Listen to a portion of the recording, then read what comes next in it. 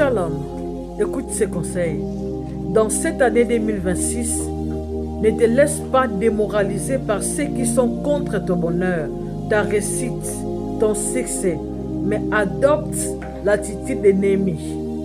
Nous allons voir dans Néhémie chapitre 2 jusqu'au chapitre 6 que lorsque Néhémie était retourné à Jérusalem pour reconstruire la muraille de Jérusalem, puis réparer les portes de la ville qui étaient consumées, Sanballat et Tobija apprennent cela, ils ne sont pas contents.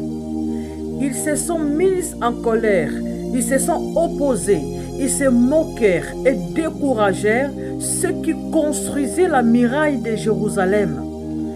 Ce que j'aime avec Néhémie est que malgré leur opposition, malgré leur intimidation, malgré leur moquerie, Néhémie recourt à la prière. Il applique la foi et prend le courage de continuer à avancer l'œuvre. Même si les gens s'opposent à ton bonheur, à ta réussite, à ton élévation, ne rentre pas dans leur jeu.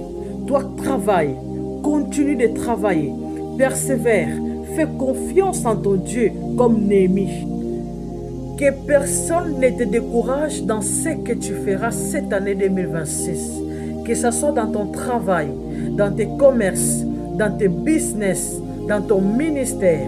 Si les Sanballat et les Tobija veulent te décourager, ne te laisse pas vaincre.